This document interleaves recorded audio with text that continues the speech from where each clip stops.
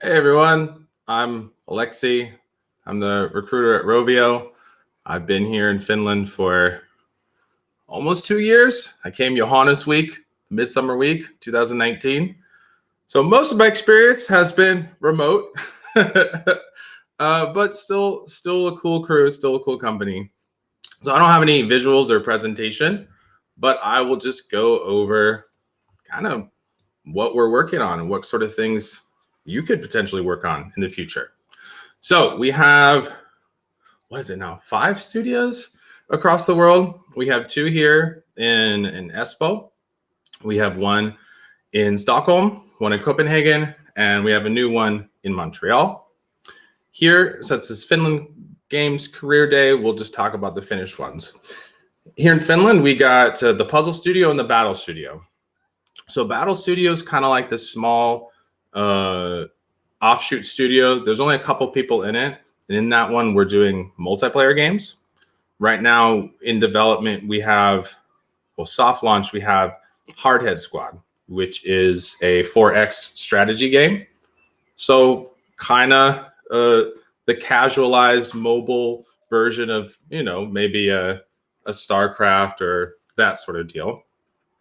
The goal with that one is we're trying to make that the most accessible 4X game out there. So the idea is we want to bring in people that don't normally play these types of genres of games and get them excited on that. So I don't want to get too much into the business, but usually the more mid-core a game is, the more hardcore a game is, the harder it is to acquire those users. And as we know with Rovio, a lot of our users tend to be more casual. So we're really trying to blend the lines here of trying to get casual gamers to go into more mid-core spaces. And this is one of the ways that we're doing that there. Then we have Puzzle Studio, which is the behemoth. It's our biggest studio. That's where we're focusing on our casual games.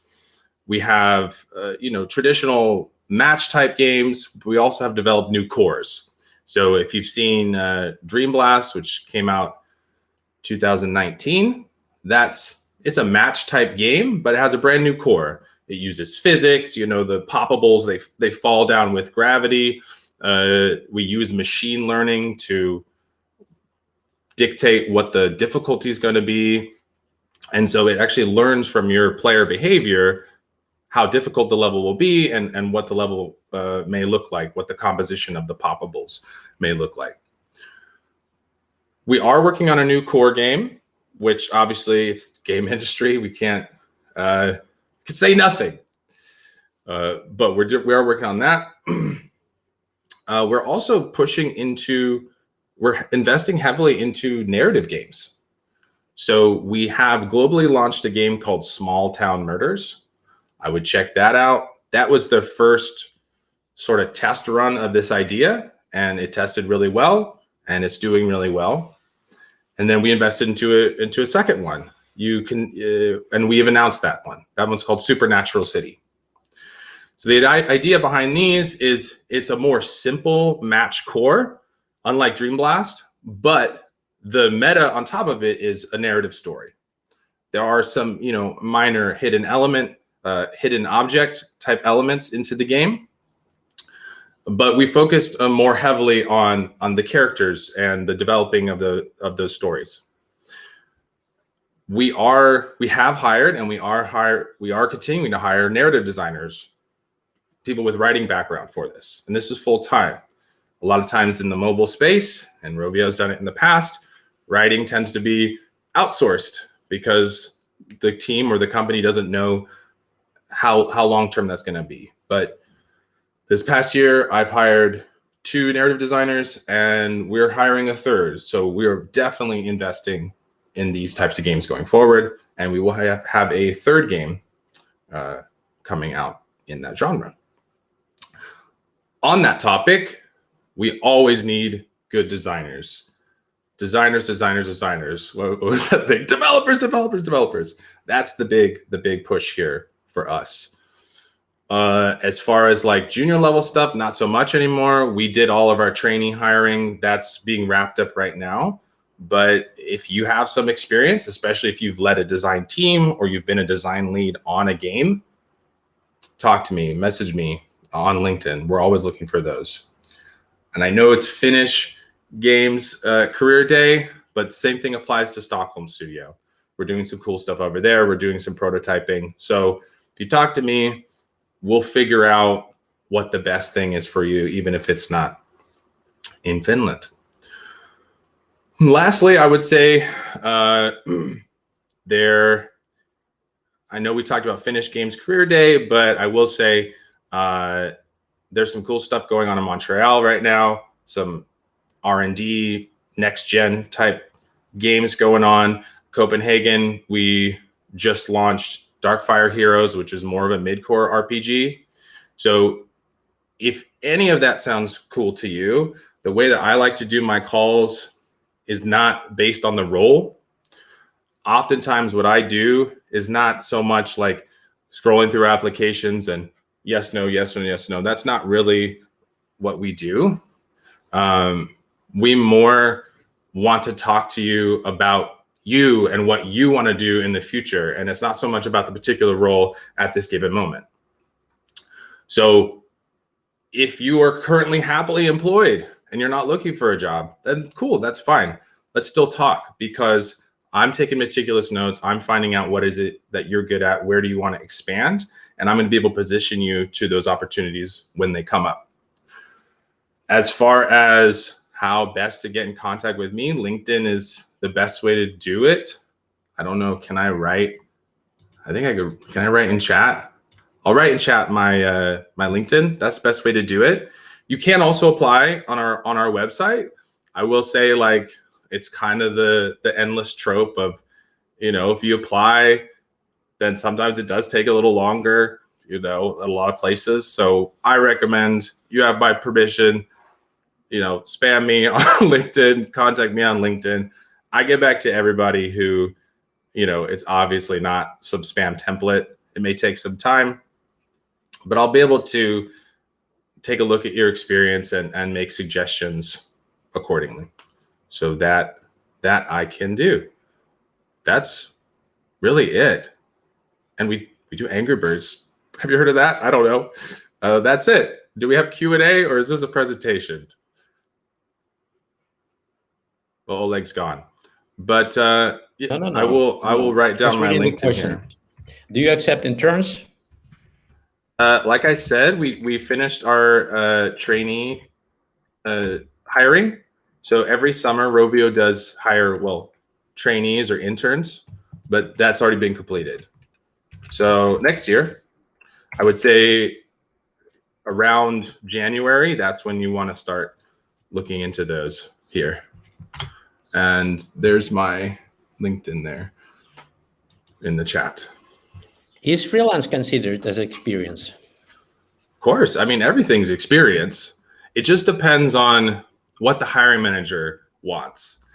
That's the big misconception that I've seen in this industry, is that we think the recruiter's making the calls or making the decisions on who gets hired. Really what my job is, I need to go find people that are hard to find.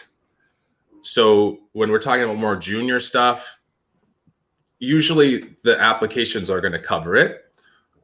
And I usually don't mess with that. The hiring manager reviews those separately. What recruiters tend to do is, like, the more senior level roles, we go message you. So yes, everything counts as experience, but if you want a recruiter to find you, make sure that you have a good online presence. As far as freelance work is concerned, when people say freelance or contract or indie or whatever, I would say don't apologize for it. What's more important than a fancy name of a company or fancy project is being able to show the achievements that you made within that context. So my first gig was, like, I made an Android game in a garage. It's not impressive, but I was able to explain what I did in the context. So whatever your freelance thing is, especially if you're an artist, if you're able to get some of that portfolio, then that's golden. That's all you need.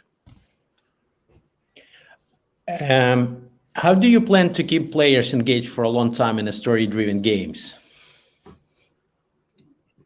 More story, a character arc. I mean, that's what the if we're not, in my opinion, I'm not the designer, but in my opinion, if the core is simple, it's proven, right? There's a million match games out there. There has to be something more compelling to draw them to it. If they want a more interesting core, they want a more interesting core challenge, they can just play Dream Blast, right? But these narrative games fulfill another need, right? So it's that character connection. It's solving a mystery. If you look at the titles of the games, Small Town Murders, Supernatural City, so detective story and ghost story. So that's what these players are into. And one of the reasons why we hire the full-time narrative designers is, well, we can keep that story going potentially indefinitely. It's not going to be like a single player game where you play the story over and over again and it finishes and you start over. We can keep it going as long as the game stays live. Is there a possibility to get into Mobile Studio as a level designer? Yeah. Yeah. I mean, that's what level design is super underrepresented, because I think a lot of people in game design, their dream has kind of always been, I want to make the game from scratch and I want to design the bigger features in the core and stuff.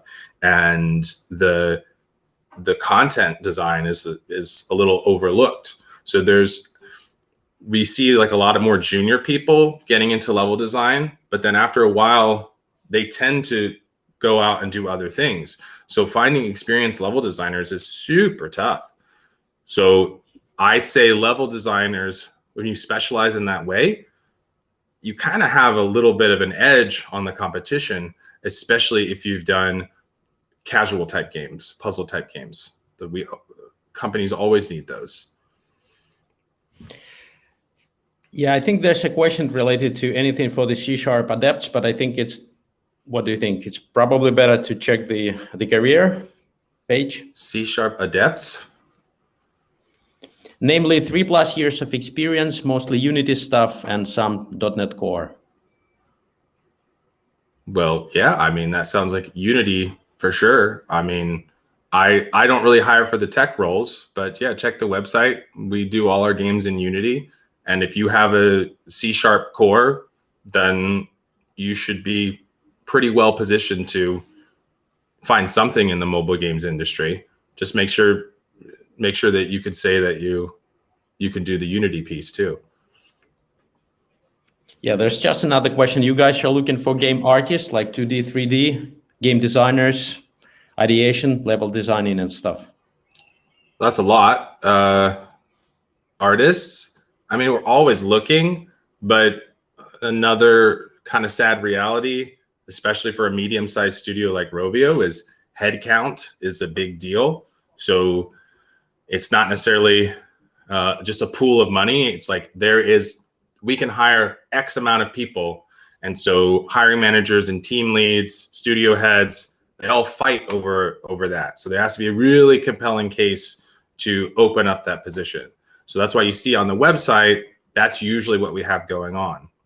As far as artists are concerned, we did a massive art hiring this past year. So not really a ton going on there. I think there's one open role.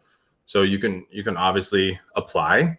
But like I said, the way I do things is we look long term. I think we all are in different situations. I know I've been unemployed for a long time before. I know that pressure. So you got to do what you got to do, but also consider that even if you're in a situation where you need a job now, also play the long game. Talk with people in companies and in projects that interest you, and don't have the expectation necessarily that you're going to get the job right away. Create that connection. Because sometimes, actually a lot of times, I end up hiring people that I talked to for the first time a year ago, 2 years ago. So yeah, the answer is yes. Any good company is always going to be looking at those things, but timing is also a key consideration. So you can look at on the website what is open at that company, but it doesn't mean you should stop the conversations if they don't have something, especially for a smaller company. I always recommend going gamedevmap.com, find out all the studios, small studios in your area, and you could reach out to them directly because they're often not even going to have job posts up. And also I'd recommend, last thing for you particularly, because you said, you know, art and levels design and all these things, that's a really blurry, confusing message. So pick something, offer that, especially to the smaller studios. I am a 2D artist. Here's my portfolio. Bam. Can you use me? Thank you, Alexei. This was excellent talk.